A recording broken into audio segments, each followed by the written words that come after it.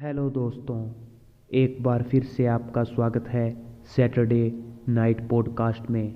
तो मैं आपका दोस्त जतिन आपको सुनाऊंगा एक खौफनाक कहानी जो कि हमारे सब्सक्राइबर ने हमसे साझी की इंस्टाग्राम के थ्रू।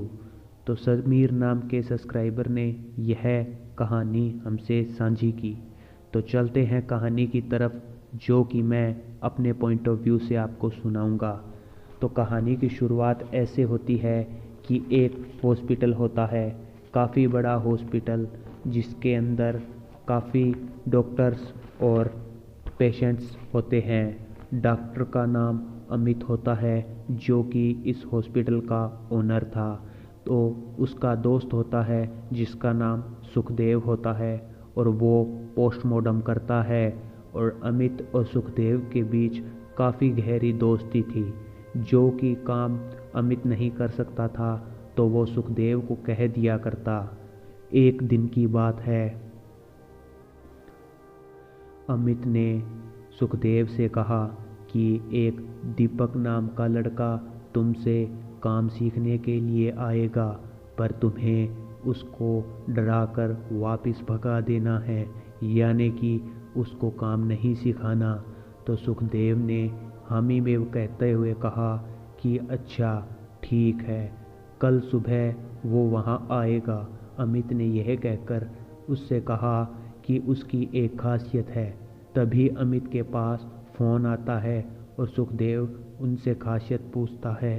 तो अमित कहते हैं कि वह खासियत मैं तुमको बाद में बताऊंगा। तो सुखदेव को यह कहकर वह फ़ोन कट कर देता है, पर इत्तेफाक से अमित का फ़ोन वापस नहीं आता।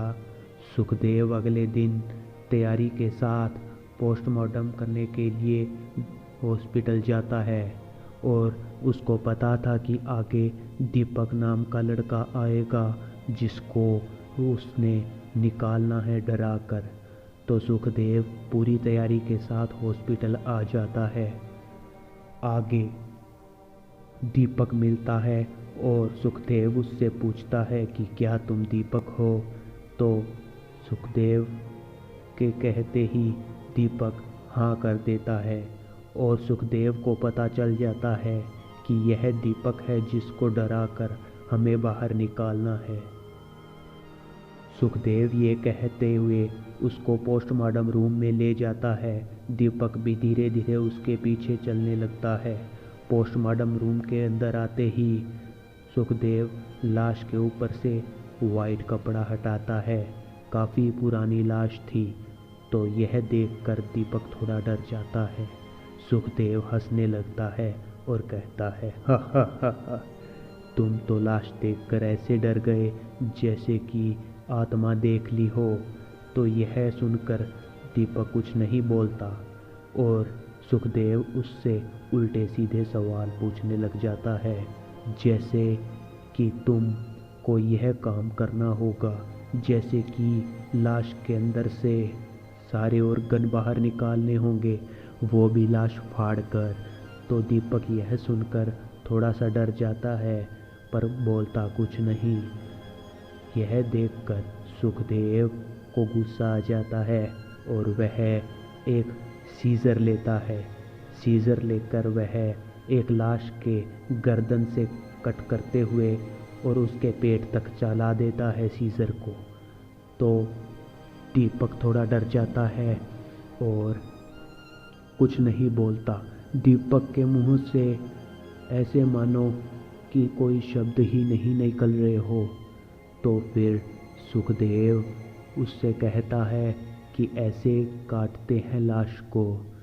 दीपक थोड़ा डर जाता है और थोड़ा सहम जाता है, पर दीपक कुछ नहीं बोलता। बाद में सुखदेव को थोड़ा गुस्सा आता है और सारे ऑर्गन बाहर निकालने लग जाता है। दीपक उसको छोटी छोटी नज़रों से देख रहा होता है और एकदम शांत खड़ा होता है। फिर थोड़ी देर बाद उस लाश से सारे ऑर्गन को बाहर निकालकर सुखदेव उस लाश को वापस सील देता है। जब दूसरी लाश के पास सुखदेव जाता है तो दीपक कहता है कि इस पीछे वाले लाश की आत्मा अगर खड़ी होती तो वह क्या सोचती। सुखदेव कहता है, ऐसी आत्मा को मैं नहीं मानता, और हंसने लग जाता है। तो दीपक कहता है कि आत्मा को कोई फर्क नहीं पड़ता, कोई माने या ना माने। तो यह सुन सुखदेव को थोड़ा गुस्सा आता है और कहता है कि तुम क्या जानते हो आत्मा के बारे में। तो दीपक कुछ नहीं बोलता। सुखदेव थोड़ा सा आगे जाके और दूसरी लाश की लिस्ट देखता है तो हैरान रह जाता है, क्योंकि सुखदेव समझ नहीं पाता कि उसके साथ क्या हो रहा है। इतने में 2 डॉक्टर्स पोस्टमार्टम रूम में आते हैं और बातें करते हुए उसके दीपक के पास आके खड़े हो जाते हैं। और डॉक्टर कहता है कि यह लड़का आत्माओं से बातें कर सकता है।